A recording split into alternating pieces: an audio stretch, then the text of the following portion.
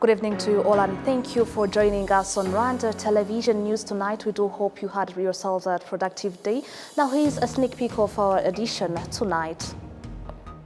Analysts of Rwanda-France relations say that France's conduct, which is based on acknowledging the historical truth of the genocide against the Tutsi, gives hope that those who fled to France and are suspected of involvement in the genocide against the Tutsi will continue to be prosecuted.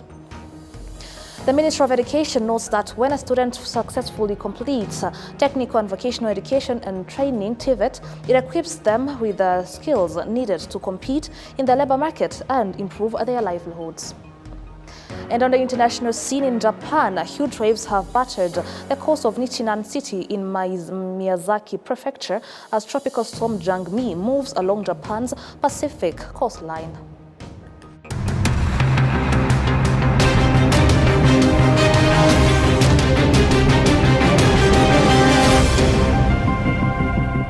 My name is Enora Gladys. Now straight to the news in details. Analysts of Rwanda-France relations say that France's conduct, which is based on acknowledging the historical truth of the genocide against the Tutsi, gives hope that those who fled to France and are suspected of involvement in the genocide against the Tutsi will continue to be prosecuted. We do have the details. Books have been written, research is being conducted, and testimonies are being given about France's direct role in the 1994 genocide against the Tutsi. This led to tensions in relations between the two countries. Signs of improving relations began to appear during the presidency of Nicolas Sarkozy, who visited Rwanda in February 2010, as noted by President Paul Kagame of the Republic of Rwanda. This door was first opened by President Nicolas Sarkozy, and I wish to commend him today.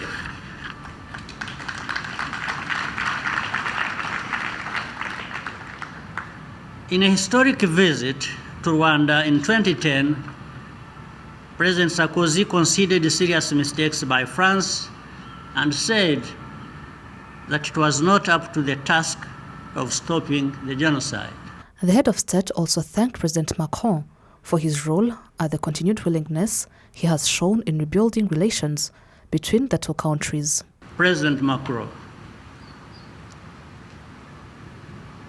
I want to commend you on both counts, courage and humanity.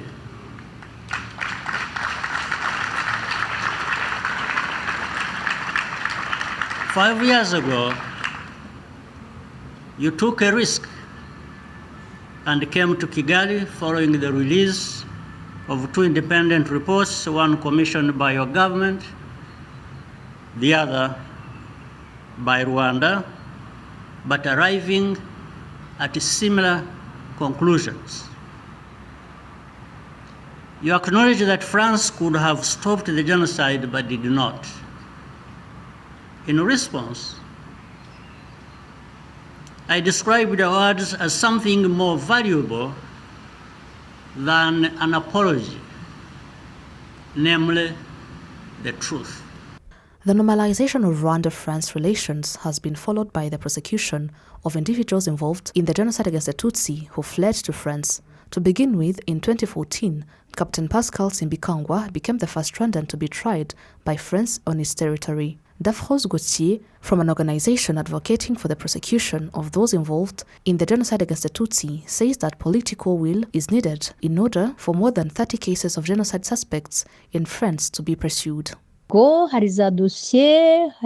are files right now. People are indeed being tried. That is true, but the problem we constantly raise concerns resources. The government should provide sufficient means to ensure that these cases move forward, because in reality, too much time has passed. What we are asking for is that more capacity be added so that investigations can proceed more quickly, because there are still many cases. Another point that was mentioned yesterday in the testimony of a young girl named Jeanne is why are these cases being tried here in the first place? For many years, we have been asking that these individuals be sent back to Rwanda so that what are called extraditions can take place and that they be tried in the place where they committed the crimes. That would make things easier for everyone, for both countries, and even for us who are constantly searching for evidence. That will be a good step forward for French justice to change this policy that prevents genocide perpetrators from returning to their home country.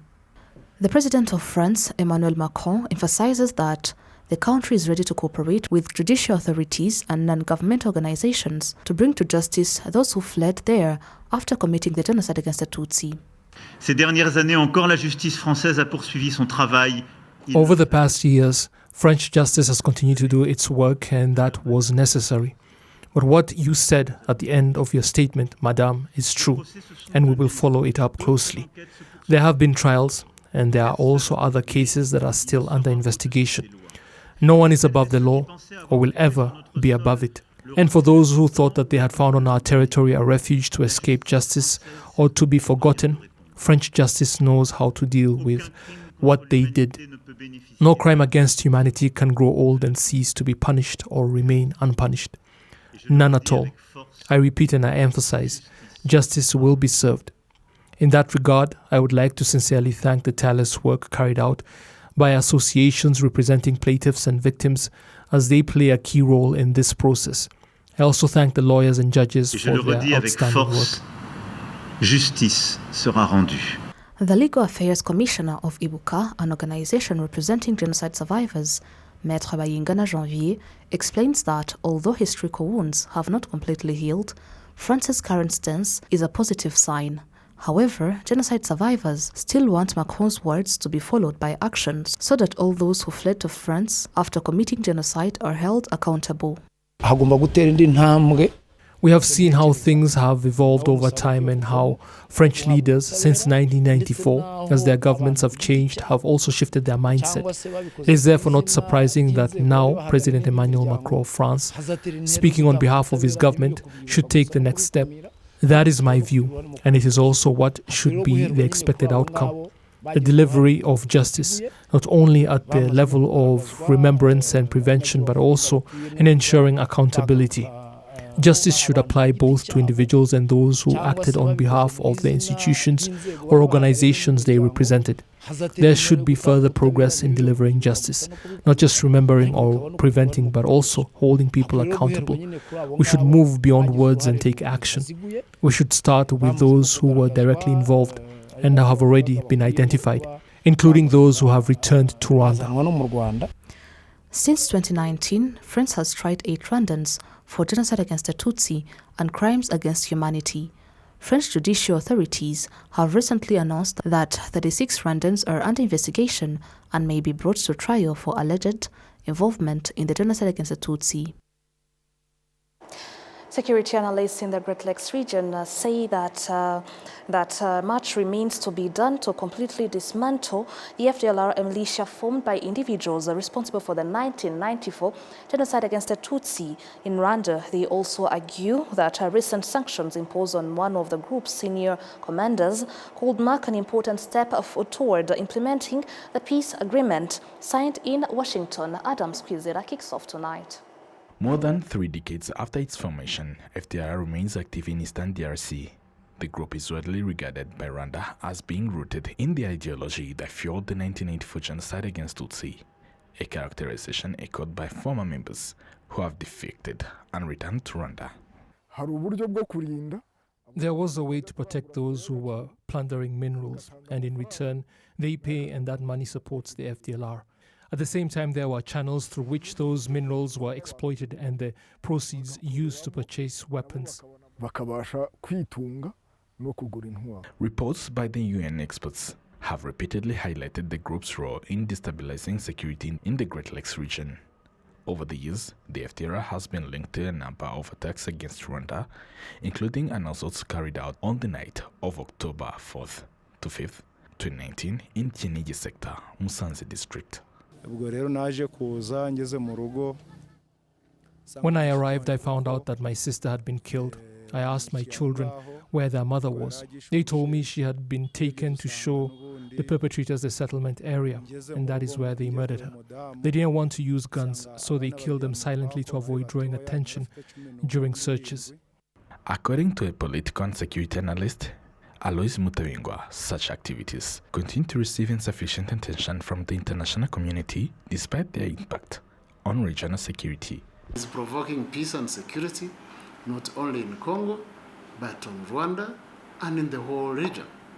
And nobody is supposed to be giving it a blind eye unless it surrenders. And I have not heard of anything like an ultimatum, for example, because this is an armed group in a foreign territory. Not only armed in a foreign territory, it is working hand in glove with the governmental authorities of that very territory. This is a very serious matter of international law.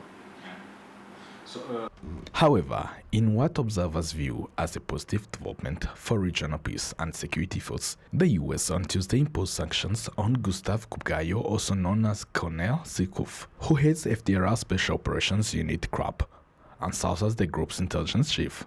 For Alois Mutawingwa, the sanctions represent a significant step by the US in acknowledging the threat posed by the group that has long threatened the security in Rwanda and wider region. No. I only see it as a gesture showing that it is embarrassing for the United States to be seen signing documents with a government that works with a terrorist organization. But it's nowhere close to being enough.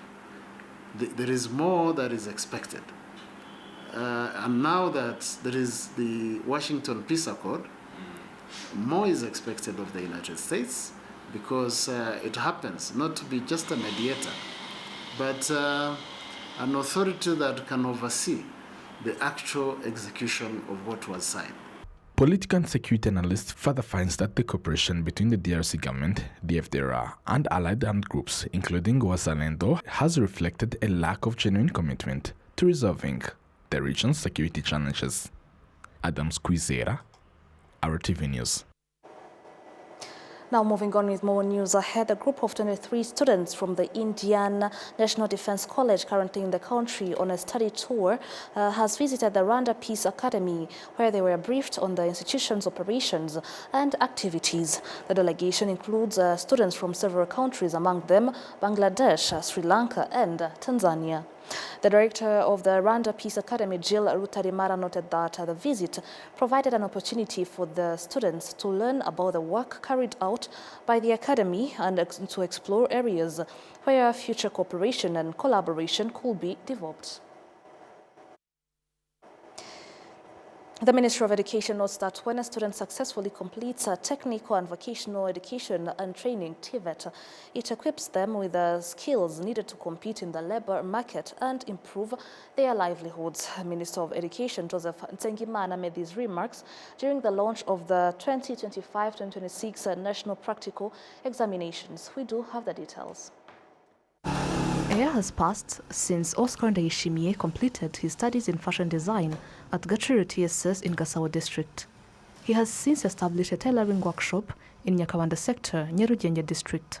Oscar has managed to acquire sufficient equipment for his business and has also begun mentoring others who are interested in learning the trade. After completing my studies, I was fortunate to immediately find opportunities to start working. I then established this tailoring workshop, which is equipped with different types of sewing machines worth approximately 1.5 million Rwandan francs. The skills we acquired from that school have enabled us to reach this level. Today, some of the students from the same school come here either to gain practical experience or to further develop their skills. For example, this student here is preparing for the practical examination. He's also studying fashion design and came here to refresh and strengthen his skills before the exam period begins.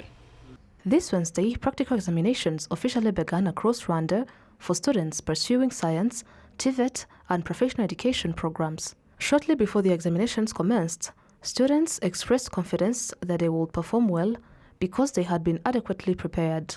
They supported us throughout our preparation and trained us very well by giving us a lot of practical exercises. I am confident that I will pass with a score of 90%. Our school prepared us well over the past 2 weeks. We have spent a long time studying and training, and I believe we are capable of succeeding. Among the skills we have learned are construction techniques, wall building, pavement works, and various construction combinations and methods. I am confident in my abilities. Minister of Education Joseph Nsengimana highlights that when students study diligently and acquire the necessary skills, they are better positioned to succeed in the labor market. These examinations are conducted for students whose fields of study require practical skills, including teacher trainees, TVET students, students in technical secondary schools or TSS, and those studying accounting. The purpose of these examinations is to enable students to demonstrate that they can apply in practice what they have learned. This helps ensure that when they complete their studies, they have opportunities to secure employment and are capable of performing their jobs effectively. A total of 74,085 candidates have started sitting for these national practical examinations across Rwanda. Among them, 70,504 are students enrolled in schools, while 3,581 are private candidates. Written national examinations for students in other academic programs are scheduled to take place in July. Now, moving on with more news ahead, the reopening of the key Middle East air routes is being welcomed by Rwanda's horticulture industry, with exporters describing it as an opportunity to reconnect with buyers, recover lost business, and strengthen Rwanda's position in global fresh produce markets. The return of Rwanda Air services to Dubai and Doha restores a critical link for one of the country's fastest growing export sectors. William Evans Mutabazi kick off tonight. The gradual resumption of services comes after weeks of disruption caused by regional tensions in the Middle East, affecting both passenger travel and cargo operations. For Rwanda's exporters, the reopening of the routes means renewed access to one of the most important markets. Being a national carrier, it also has promotional rates that helps us to compete on this market. So we really appreciate them resuming activities in this market, and we look forward to maximize the opportunity before it was, maybe increase the capacity, increase the operations, so that we can get the best out of this to compensate for the time we've lost. Industry players say that products including passion fruits, chilies, and French beans are among the commodities expected to benefit from the restored connection. So we are very happy to hear the opening of the airspace into Dubai again. I think it will allow us to re-engage with those buyers for our produce, whether it's the passion fruits, chilies, French beans. We are looking to put into that market. And so we are excited about the future, and we work closely with RwandaTV to reach other destinations in the UK and in Europe. And we're happy to hear that the opening of the airspace back into Dubai. The United Arab Emirates serves as both a destination market and a gateway connecting Rwandan fresh produce to buyers across Asia and beyond. At Kigali's cold chain facilities, operators say that the reopening strengthens Rwanda's ability to meet strict international export requirements. We are so big on compliance and meeting those international export standards. So this facility has been set in line with that, in consideration of those certifications that are needed for exporters to be able to access global markets. So this is very promising to the market, to the Rwandan market, and of course it's a support to our exporters to be able to compete favorably on the global market. While exporters welcome the reopening, Rwanda Air says disruptions highlighted just how important the Middle East corridor is for Rwanda's cargo business. The company revealed that plans are underway to extend the operations to new markets. UAE is a huge market to our business, but definitely also the impact it had mostly on the passengers is not the equivalent to what the impact had on freighters, because we had an opportunity to operate ad hoc flights to UAE, but definitely it disrupted our revenue streams, and also it affected the the market in general. The markets currently that are planned to be introduced are both on intra-Africa continent and also those of long-haul routes. Like, for example, Istanbul, we are looking at doing Jeddah in Saudi Arabia, and also Oman, we are looking at several markets that we could add to our current network. Behind every flight returning to Dubai and Doha is a supply chain that stretches from farms and cold rooms to international supermarket shelves. Rwanda's exports to Middle Eastern countries are estimated to be in the range of $300 to $500 million annually, with the vast majority going to the United Arab Emirates. William Evans, RwandaTV News. The Rwanda Environmental Management Authority has released 4 reports containing key information that will help guide Rwanda in adopting measures to address climate change, protect biodiversity, and promote sustainable development. Some of the findings from assessments conducted by REMA indicate that the eastern and southern provinces have experienced the greatest impact of climate change in recent years. In particular, the districts of Gatsibo District, Kamonyi District, Ngoma District, Ngororero District, and Nyagatare District are identified as among the most severely affected. These impacts have been driven by a range of factors, including natural disasters and other causes beyond the country's direct control. The reports also outline the various strategies and actions Rwanda has undertaken over the years to address climate change, which continues to have significant consequences for citizens and socio-economic development. In addition, the reports support the country's efforts to fulfill commitments made under international environmental agreements and conventions. Gentlemen, climate change and biodiversity loss continue to pose significant challenges to sustainable development. Rwanda is experiencing the impacts of climate variability, including floods, droughts, landslides, and other extreme weather events that affect livelihood, ecosystems, infrastructure, and economic development. In response to those shocks, Rwanda remains steadfast in its commitment to building a climate-resilient and low-carbon economy. Through the implementation of Vision 2050, the National Strategy for Transformation, the Green Growth and Climate Resilience Strategy, and our commitments under the Paris Agreement and the Convention on Biological Diversity, Rwanda has demonstrated leadership in advancing climate and environmental actions. The Climate Change Vulnerability Index Assessment provides valuable evidence on the current state of climate vulnerability across the country. It highlights the need to strengthen adaptive capacity, particularly in sectors and regions that remain highly vulnerable to climate impacts. Those findings are essential for guiding planning, budgeting, and investment decisions of both national and local levels. In statistics, they say their motto is, if you don't count, you don't count. So it's very pertinent to make sure that we also take into consideration the perception of our citizens. Sometimes we conduct scientific reports, but we forgot to correlate the results of scientific reports and the perception of citizens. So this is the uniqueness of this Climate Change Vulnerability Index, because it is integrating the perception of citizens from different corners of the country, in all districts, in all provinces.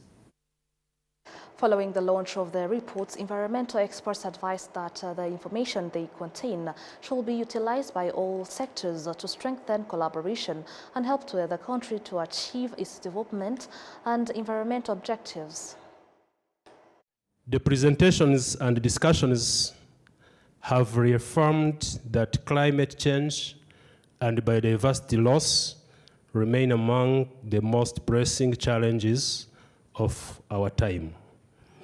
At the same time, they have demonstrated that Rwanda possesses strong policy frameworks, reliable evidence, and a clear vision to address these challenges while advancing sustainable development. The findings presented today provide valuable insights into the state of climate vulnerability across our country, the actions required to strengthen resilience, and the opportunities to accelerate low-carbon climate-resilient development. They also remind us that biodiversity conservation and ecosystem restoration are fundamental to achieving long-term economic prosperity and the well-being of our people. One of the key messages emerging from this dialogue is that success will depend on collective actions. No single institution can achieve these ambitions alone. According to the reports, natural disasters claimed the lives of more than 1,500 people and injured over 2,300 others between 2014 and 2023. The reports further indicate that greater investment and effort are needed in areas such as stormwater drainage systems, irrigation infrastructure, water harvesting, and other measures aimed at reducing the impacts of climate change and increasing resilience.